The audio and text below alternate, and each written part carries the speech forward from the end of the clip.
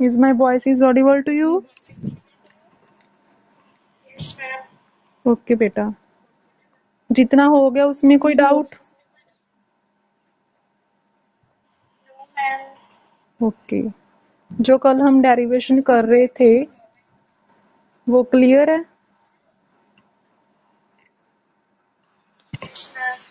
हमने v की value निकालने तक किया था, है ना?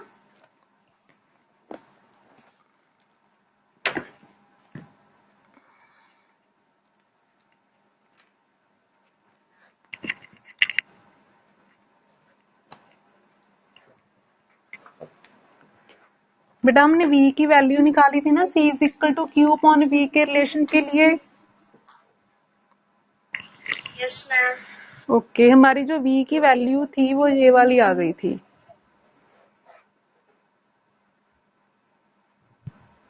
जी रही। जहां तक कोई डाउट है तो पूछ लो, फिर हमने आगे करना है। कैपेसिटेंस की वैल्यू निकालनी है। v की वैल्यू हमारी क्या आ गई थी? q upon epsilon naught a into d minus T plus t upon k। ये हमने कल निकाल ली थी और हाफ डेरिवेशन आज करनी है हमने। ओके, और उसके बाद हमारा जो मेन रिलेशन था कैपेसिटेंस का, ठीक है, कैपेसिटेंस निकालनी थी हमने। कैपेसिटेंस क्या होती है? C is equal to Q upon v, और उसमें जो Q की वैल्यू है वो हमने नहीं छेड़नी, नहीं टच करनी, ठीक है। और वैल्यू हमने किसकी निकाली अभी? V की। जो V की वैल्यू आपने ऊपर सॉल्व की है उसे अब जहां पर पुट कर देना है।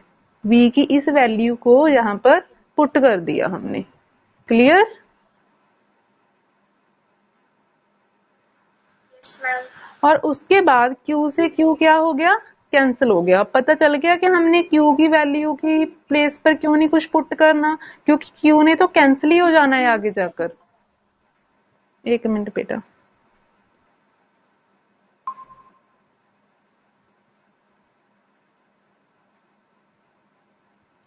ओके, Q से Q क्या हो गया? कैंसिल हो गया।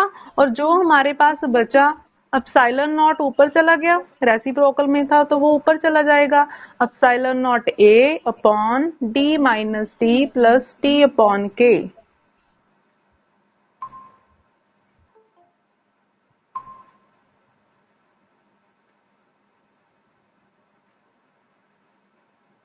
जस गुरलीन, जशन, परनीत, बेटा आपको क्लियर है जितना हो गई थी कल हमारी डेरिवेशन?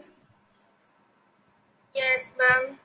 Okay, Yes, ma'am. उससे आगे का पार्ट कर रहे हैं हम। हमने v की वैल्यू निकाल ली थी, ठीक है, और v की वैल्यू को हमने c upon q upon v वाला जो रिलेशन है, क्योंकि हम कैपेसिटेंस फाइंड आउट कर रहे हैं तो कैपेसिटेंस के फॉर्मूला में पुट कर दिया हमने। जो v की वैल्यू हमने कल निकाली थी, कल जहां तक हो गया तो मैंने वहीं से कंटिन्यू किया है डेरिवेशन को। ओके, जो v की वैल्यू हमने निकाली थी उसे जहां पर पुट कर दिया। इतना क्लियर है?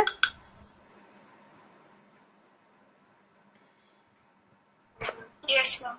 ओके, तो Q से Q कैंसिल हो गया और जो बचा वो हमने जहां पर लिख लिया। एप्सिलॉन नॉट a ऊपर चला गया, रेसिप्रोकल में था, तो हमारे पास जो बन गई C की वैल्यू वो ये वाली है, epsilon naught a upon d minus T plus t upon k। और जो इस इक्वेशन में मैंने t को बोल्ड किया है वो इसलिए किया क्योंकि नेक्स्ट स्टेप में हमने t को कॉमन निकालना है बाहर। ओके, जो हमारे पास d minus T plus T upon के है, इस स्टेप में हमने t को कॉमन रख लिया और ब्रैकेट में क्या बचा? 1 माइनस 1 अपॉन के, और ये बन गई हमारी स्टार इक्वेशन। स्टार इक्वेशन तक किसी भी बच्चे को कोई भी डाउट है तो वो अभी क्लियर कर लो, उसके बाद आगे करेंगे। देख लो एक बार।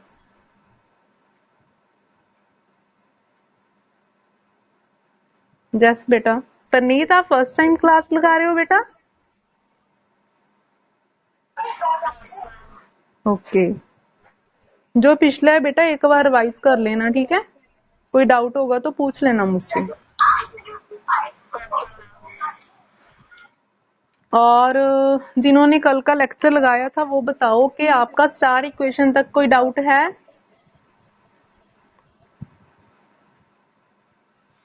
मैम।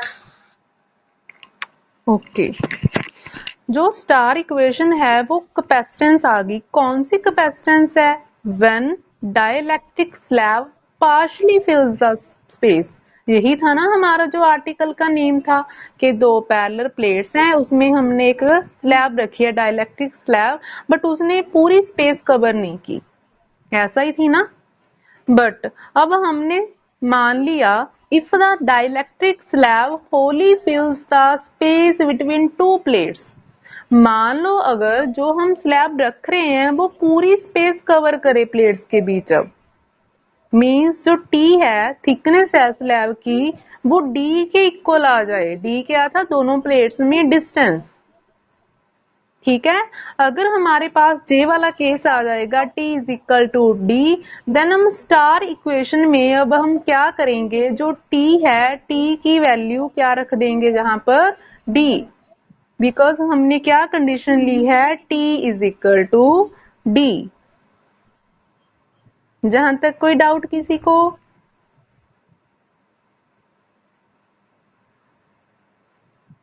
बेटा जहां तक क्लियर है सभी को डेरिवेशन?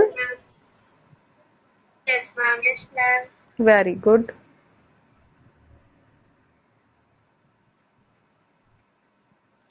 तो हमारा अब जो स्टेप है वो क्या बन गया? C is equal to epsilon naught A upon D minus D into 1 minus 1 upon K। यही बना ना? जो T की वैल्यू थी, जो हमने T कॉमन निकाला हुआ था, उसकी प्लेस पर D रख दिया हमने, because T is equal to D है अब। ओके तो अब हम क्या करेंगे, इस डी को ओपन कर देंगे, मल्टीप्लाई कर देंगे, ब्रैकेट ओपन करनी है मीन्स हमने ऐसे। तो क्या आ जाएगा? Epsilon naught A upon D minus D plus D upon के। और नेक्स्ट क्या होगा? डी डी से कट हो जाएगा। जहां तक कोई डाउट?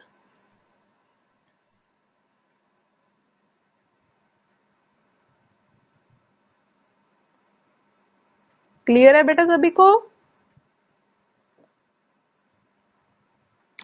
और जो नेक्स्ट स्टेप है epsilon not into A upon D upon के बच जाएगा, बिकॉज डी तो डी से कैंसिल हो गया।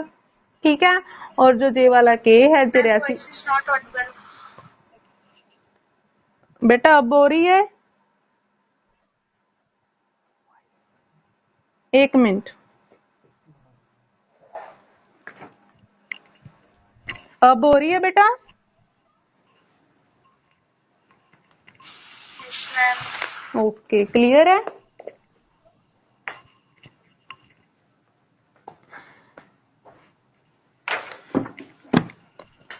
बेटा क्लियर है सभी को बॉयज?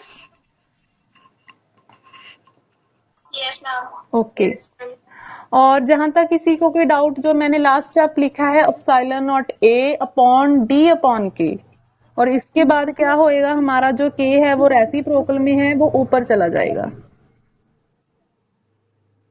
तो क्या बन जाएगा जो हमारा रिजल्ट है? Epsilon naught A K upon D,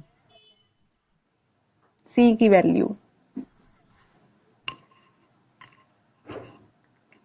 C is equal to epsilon naught A into K upon D.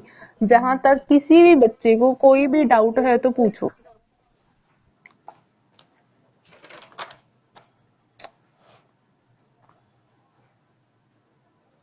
बेटा जहां तक कोई डाउट है किसी को,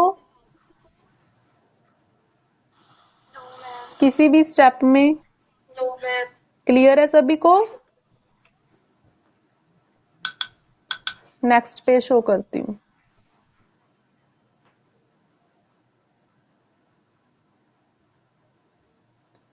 ओके तो जो अब कैपेसिटेंस की हमारे पास इक्वेशन आ गई, वो क्या है? C is equal to epsilon naught A K upon D, और इस इक्वेशन को मैंने बॉक्स में डालकर 2 स्टार्स दे दिए।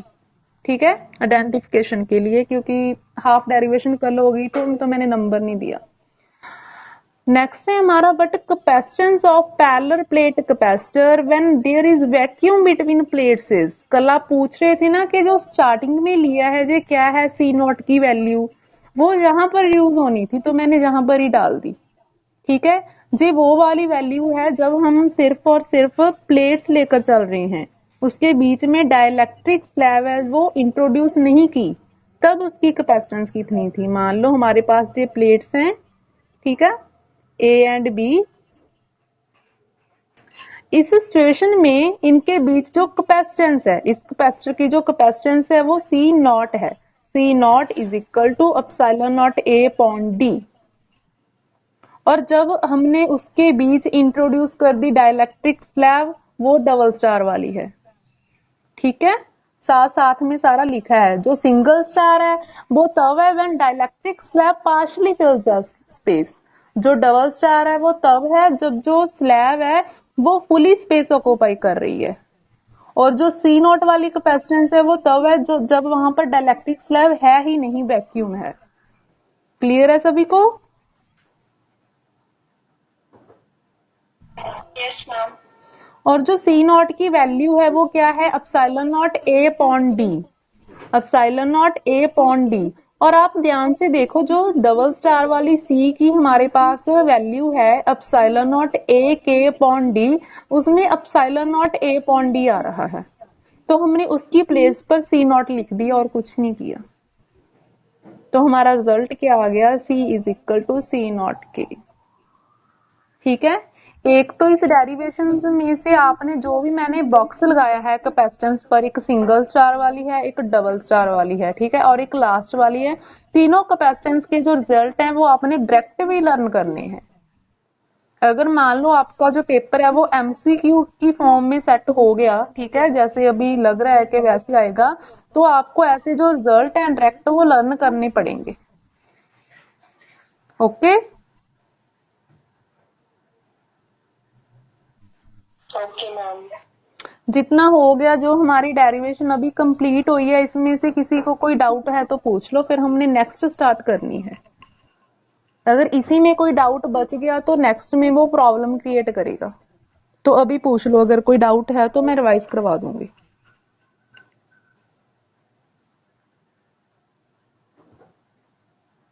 जल्दी से बताओ, बुक में से चेक कर लो एक बार। जो भी हमने कवर किया है, आपका टॉपिक है 5.11, capacitance of a parallel plate capacitor when a dielectric slab partially fills the space between plates। ये वाला कवर किया। इसमें कोई डाउट है किसी को? No ma'am. क्लियर है सभी को?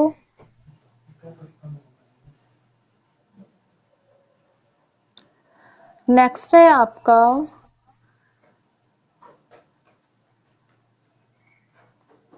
capacitance of a parallel plate capacitor when a conducting slab partially fills the space between plates। जो स्टेटमेंट है वो सेम है जो हमने लास्ट डेरिवेशन की, बट जिस वर्ड पर मैंने बॉक्स लगाया है सिर्फ वही डिफरेंट है। कंडक्टिंग स्लैब, उसमें कौन सा मीडियम था, डाइलेक्ट्रिक, और इसमें कौन सा मीडियम है, कंडक्टिंग। और जब कंडक्टिंग वर्ड आ गया तो आपको ये ध्यान रखना पड़ेगा, कंडक्टिंग स्लैब मींस कंडक्टर की बात हो रही है। अगर कंडक्टर की बात हो रही है तो charge inside conductor is zero. ठीक है, जी हमने पढ़ा था स्टार्टिंग में, behaviour of conductor in the presence of electric field. और अगर चार्ज जीरो है तो इलेक्ट्रिक फील्ड भी क्या हो जाएगी, जीरो। इतना क्लियर है सभी को कि इसमें ई जीरो है। जो लास्ट आर्टिकल में हम रिड्यूस्ड वैल्यू निकालते थे ई की, ठीक है, इसमें वो वाला ई है जो डाइलेक्ट्रिक स्लैब का वो जीरो है। क्यों? क्योंकि जहां पर जो स्लैब है वो डाइलेक्ट्रिक नहीं कंडक्टिंग है, कंडक्टर है वो एक। इतना पॉइंट क्लियर है सभी को?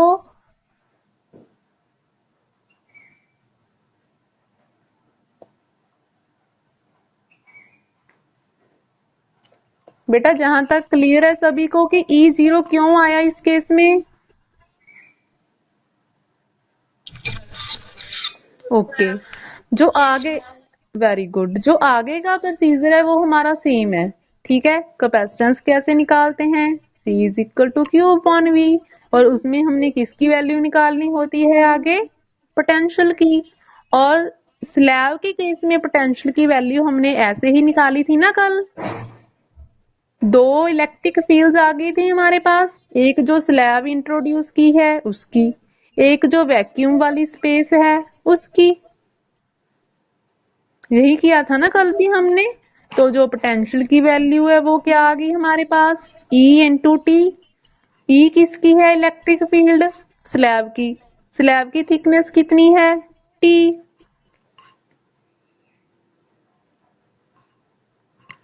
ठीक है, स्लैब की इलेक्ट्रिक फील्ड और स्लैब की थिकनेस दोनों को मल्टीप्लाई कर दिया। कौन सा फॉर्मूला लगाया? V is equal to E into D वाला। और प्लस साथ में क्या हो रहा है? जो वैक्यूम है, वैक्यूम में कितनी इलेक्ट्रिक फील्ड है? ई नॉट। और वैक्यूम वाली स्पेस कैसे निकालेंगे हम? टोटल में से टी वाली को माइनस करके। तो क्या बच गई? D minus T. Equation number first तक किसी बच्चे को कोई डाउट है तो पूछ लो, अदरवाइज आगे करते हैं, जल्दी से बताओ। जस बेटा।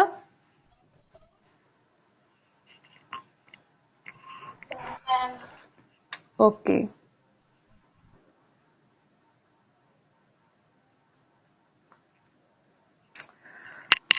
हम आगे है what in case of conducting slab is equal to 0, जो अभी हमने क्लियर किया कि E0 क्यों आया, ठीक है। तो जो हमारी इक्वेशन थी V is equal to E into T वाला, उसमें E तो 0 पुट हो गया, ठीक है। वो वाली टर्म सारी क्या होगी? 0। हमारे पास कौन सी टर्म बची? V is equal to E naught D minus T. Easy हो गई जो कैलकुलेशन थी हमारी, एक पार्ट 0 ही हो गया इक्वेशन का। ओके, और उसके बाद हमने क्या किया? इसको दे दिया इक्वेशन नंबर 2। ई नॉट की वैल्यू पुट कर दी इसमें हमने, लास्ट इक्वेशन में भी की थी ना। ई नॉट की वैल्यू, ई नॉट की वैल्यू क्या होती है? Sigma upon epsilon naught. और सिग्मा की वैल्यू क्या होती है? Q upon A. E naught की वैल्यू क्या होती है हमारे पास? Sigma upon epsilon naught. Sigma क्या है? जहां चार्ज डेंसिटी। एंड सिग्मा की वैल्यू क्या होती है? Q upon A. Epsilon naught ऐसे ही आ गया। तो हमारे पास जो ई नॉट की वैल्यू है वो क्या बनेगी? Q upon A into epsilon not. कल भी सेम ऐसे ही किया था, सेम प्रोसीजर चल रहा है हमारा। ओके, तो जो ई नॉट की वैल्यू थी हमने पुट कर दी Q अपॉन एप्सिलॉन नॉट, और हमारे पास जो इक्वेशन आ गई, इक्वेशन नंबर 2, वो पोटेंशियल की वैल्यू आ गई। इक्वेशन नंबर 2 किसकी वैल्यू आ गई? पोटेंशियल की। और पोटेंशियल की वैल्यू को हमने क्या करना होता है? कैपेसिटेंस वाली इक्वेशन में पुट, क्योंकि हमारे पास जो कैपेसिटेंस की इक्वेशन है वो क्या है? C is equal to Q upon V। Q ऐसे ही रख लिया, V की वैल्यू पुट कर दी, ये वाली V की वैल्यू उठाकर जहां पर पुट कर दी हमने, क्योंकि जहां पर V है V की प्लेस पर उसकी वैल्यू रख दी। Q से Q कैंसिल हो गया, जो एप्सिलॉन नॉट A है वो रेसिप्रोकल में है, वो ऊपर चला जाएगा, ठीक है। तो इक्वेशन बन गई हमारे पास ये वाली, C is equal to epsilon naught A upon D minus T। Is it clear to all?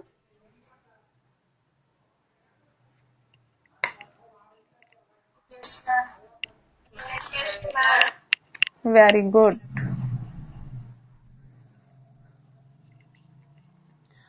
Next है आपका D माइनस टी। जैसे हमने पहले भी कॉमन निकाला था, ठीक है।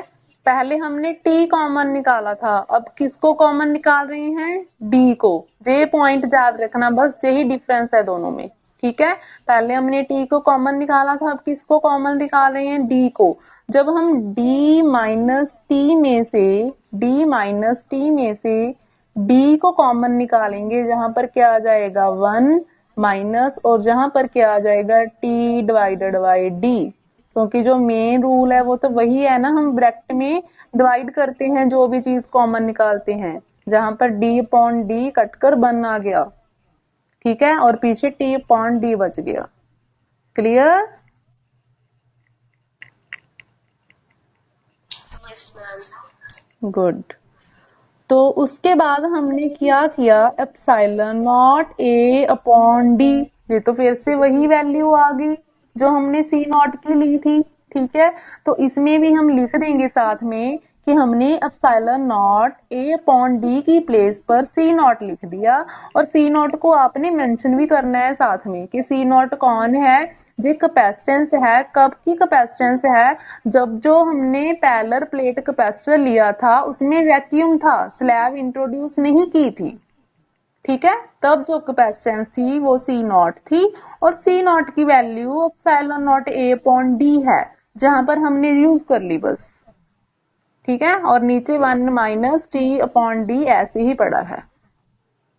और जो हमने लास्ट आर्टिकल में एंड में कंडीशन ली थी ना कि मान लो जो स्लैब है वो पार्शली फिल्स नहीं कर रही है, वो पूरी स्पेस फिल कर रही है, होली फिल्स कर रही है वो, ठीक है, प्लेट्स को, तब हमने क्या ले लिया था, T is equal to D, कि जो थिकनेस है स्लैब की वो उतनी ही है जितना दोनों प्लेट्स में डिफरेंस है, ठीक है। तो ये वाली जो कंडीशन थी हमने अप्लाई कर दी इस इक्वेशन पर, तो वो हमारे पास क्या बन गया, C naught upon 1 minus D upon D. तो नेक्स्ट सॉल्व किया, सी नॉट अपॉन 1 माइनस 1 बन गया, जी तो 0 बन गया, और हमें पता है something upon 0 is equal to infinity, तो जो कैपेसिटेंस है वो इनफाइनाइट आ गई इसकी। क्लियर सभी को? Yes, ma'am. दोनों आर्टिकल्स में, ठीक है, जो भी अभी हमने की हैं 5.11 एंड 5.12, किसी को कोई भी डाउट है तो पूछ लो, मैंने दोनों का टेस्ट लेना है कल आपका, अगर दोनों आर्टिकल में से कोई भी डाउट है तो पूछ लो।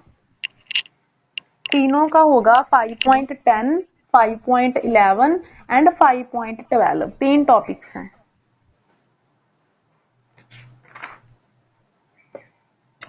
किसी को कोई भी डाउट है तो क्लियर कर लो, कल टेस्ट होगा आपका 5.10, 5.11 एंड 5.12 का।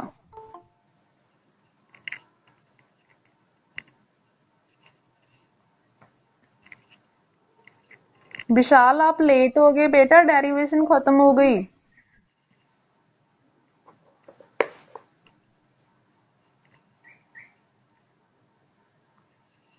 जस्ट 12th क्लास बेटा, तीनों आर्टिकल में से कोई भी डाउट है तो बताओ मुझे, अदरवाइज आगे करते हैं। कल टेस्ट है आपका 5.10, 5.11 एंड 5.12 का, अगर कोई डाउट क्लियर करना है किसी भी स्टेप में तो कर लो। नेक्स्ट आर्टिकल इससे डिफरेंट है, इससे अलग है, बस यही 3 एक साथ थे।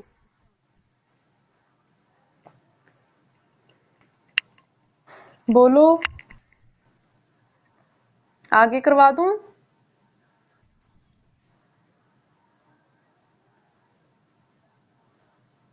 Twelfth class, Yes, ma'am. क्या हो गया बेटा?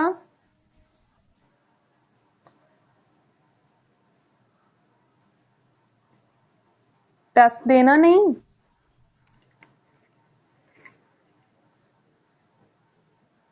जस्ट, विशाल, गुरलीन, जशन, परनीत, रूबन, टाइम चाहिए बेटा प्रिपेयर करने के लिए? Yes, ma'am. Yes, ma'am. Okay, ले लो 1 और 2 डेज ले लो, अभी पेंडिंग कर देते हैं, ठीक है, रिवाइज कर लेना, 1-2 दिन में कोई डाउट होगा तो पूछ लेना। Okay, ma'am. ओके, नेक्स्ट है हमारा ग्रुपिंग ऑफ कैपेसिटर्स, ठीक है, ये करके एक बार फिर आपको रिवाइज करवा दूंगी मैं। नेक्स्ट है आपका ग्रुपिंग ऑफ कैपेसिटर्स। इसके बीच मैंने 2 टॉपिक आपको पेंडिंग करवाए हैं अभी, spherical capacitor and cylindrical capacitor, ठीक है, जब आप जो 3 हमने डेरिवेशंस की हैं उनका टेस्ट दे दोगे मुझे, उसके बाद हम spherical capacitor and cylindrical capacitor करेंगे, अदरवाइज आपका बहुत औच पोच हो जाएगा। Okay. Okay, ma'am. Okay, next आ गया अब हमारा ग्रुपिंग ऑफ कैपेसिटर। ठीक है, कैपेसिटर का साइन क्या है, कैपेसिटर को कैसे रिप्रेजेंट करते हैं, जैसे हमारा जो पैरेलल प्लेट कैपेसिटर है, जो बड़ी डायग्राम करते थे उसको छोटा कर देना है, ऐसे जो कैपेसिटर हो गया। ठीक है, और जो कैपेसिटर्स हैं, 2 और मोर कैपेसिटर्स, उनकी जो अरेंजमेंट है उनको हमने ग्रुपिंग बोला, कि उनकी जो अरेंजमेंट है वो किस किस मेथड से हम कर सकते हैं। जैसे आपको याद होगा 10th में आपको रजिस्टर थे, ठीक है, 10th में आपको रजिस्टर थे, आपने आर निकालनी होती थी, ऐसी कॉम्बिनेशन आते थे, +2 में भी है बट अभी हमने वो करने हैं, पहले कैपेसिटर हैं। ठीक है, वैसी हैं जी कैपेसिटर भी। 2 मेथड से हम इन्हें ग्रुपिंग में कर सकते हैं, अरेंजमेंट इनकी कर सकते हैं। फर्स्ट है सीरीज एंड सेकंड है पैरेलल। फर्स्ट है series and second is parallel. Series में क्या करते हैं, जैसे डायग्राम शो की हुई है, सीरीज में लगा दिए कैपेसिटर, एक कैपेसिटर, दूसरा कैपेसिटर एंड तीसरा capacitor, C1 C2 and C3, ये हो गया सीरीज में। और अगर हमने कैपेसिटर्स को पैरेलल में लगाना है तो क्या करेंगे, first capacitor, second capacitor and third capacitor, C1 C2 and C3, ये हो गया पैरेलल कॉम्बिनेशन उनका। ठीक है, अब क्वेश्चन ये राइज होता है कि मान लो आपको न्यूमेरिकल आ जाए, डायग्राम आ जाए, ठीक है, जिसमें जो कॉम्बिनेशन है वो गिवन है, कॉम्बिनेशन गिवन है कि सीरीज में है या फिर पैरेलल है या फिर दोनों कंबाइन होकर भी आ सकते हैं। ठीक है, दोनों की अरेंजमेंट कंबाइन होकर भी आ सकती है। आपने उसको सॉल्व कैसे करना है।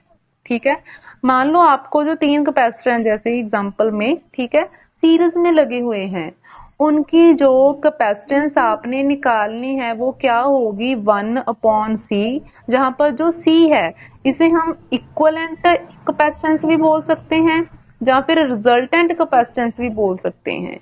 नॉर्मल लैंग्वेज में हमारा टोटल हो गया कि जो कैपेसिटर जितने भी लगे हुए हैं उनकी टोटल कैपेसिटेंस कितनी है। ठीक है, अगर तो वो जो कैपेसिटर हैं सीरीज में लगे हुए हैं तो उनका रेसिप्रोकल लेकर उन्हें ऐड कर देना है। अगर जो कैपेसिटर हैं वो पैरेलल में लगे हुए हैं तो उनका डायरेक्ट एडिशन हो जाएगा, जो कि बिल्कुल ऑपोजिट है रजिस्टर से जो आपने 10th में किए थे। इतना क्लियर है सभी को? Yes, ma'am. ओके, विशाल आपको समझ में आ गया जो लास्ट आर्टिकल किया है? Yes, sir. ओके, अब मैं एक बार आपको रिवाइज करवा देती हूँ जो भी हमारा हो गया अब तक का। ठीक है, और जो 2 टॉपिक हमारे पेंडिंग बचे हैं, 2 और 3 टॉपिक्स, वो आपके टेस्ट के बाद आगे चलेंगे। ओके, जहां से किया था हमने, एक बार सुन लो बेटा, आज का सारा लेक्चर जो भी हुआ है मैं रिवाइज कर रही हूँ, ओवरव्यू दे रही हूँ एक बार, क्योंकि ये मोस्ट इंपॉर्टेंट डेरिवेशंस हैं, डाइलेक्ट्रिक वाली, स्लैब वाली जो भी है, जो पैरेलल प्लेट वाली है हमारी।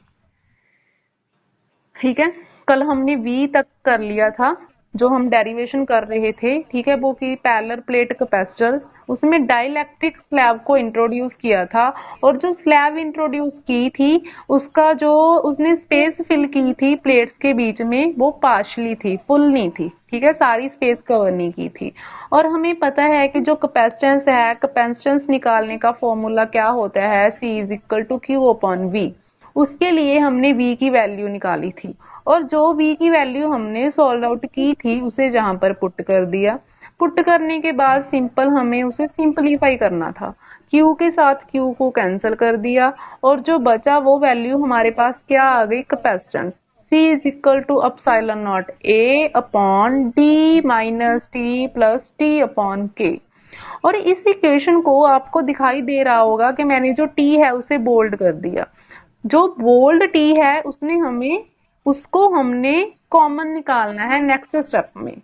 जब हमने टी को कॉमन निकाला तो ब्रैकेट में क्या बचा, 1 माइनस 1/k, और इस इक्वेशन को मैंने स्टार दे दिया। ये कौन सी कैपेसिटेंस आ गई, when dielectric slab partially fills the space.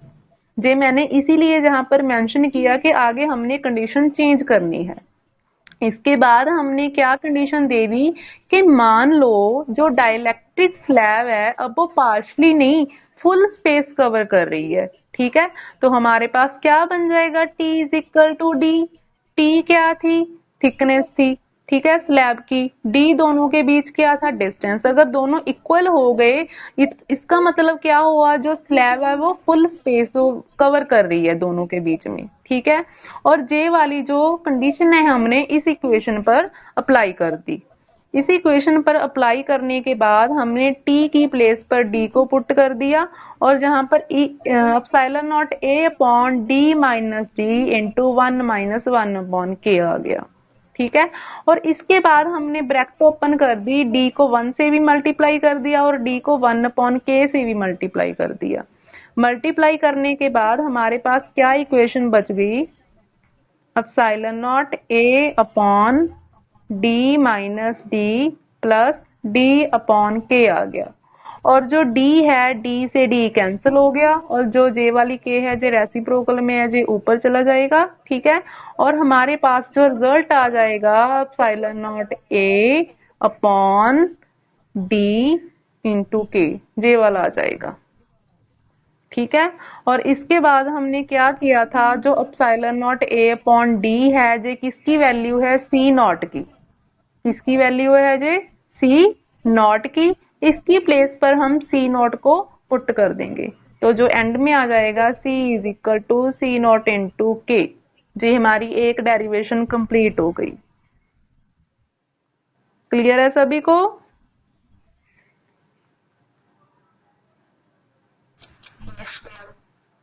Yes, ma'am. और सेकंड वाली तो हमने आज ही की है। ठीक है, और इससे बिल्कुल ही रिलेटेड है, आपको पता है उसमें चेंज क्या है। 2 पॉइंट्स आपने माइंड में रखने हैं। एक तो जो E है वो 0 है, क्योंकि स्लैब कंडक्टिंग है। कंडक्टर के अंदर जो चार्ज है वो 0 होता है, इसलिए इलेक्ट्रिक फील्ड भी 0 हो गई। और जो हमारी पोटेंशियल वाली इक्वेशन थी उसमें हमने E 0 पुट कर दिया, तो जो E इंटू टी वाली टर्म थी वो 0 हो गई। दूसरा, जब जो हमारी वैल्यू बनेगी कैपेसिटेंस की उसमें से जो कॉमन निकालना है वो हमने डी निकालना है। Okay,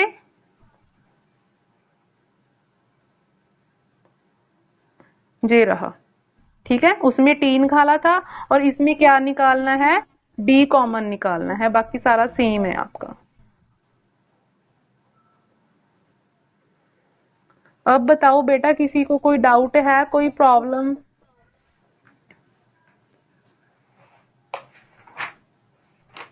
just 12th class? No, ma'am. Okay, आप अपना टेस्ट प्रिपेयर करना स्टार्ट कर दो। ठीक है, टॉपिक 5.10, 5.11 एंड 5.12 सफिशिएंट टाइम ले लो और प्रिपेयर कर लो। कोई डाउट होगा बीच में से तो पूछ लेना।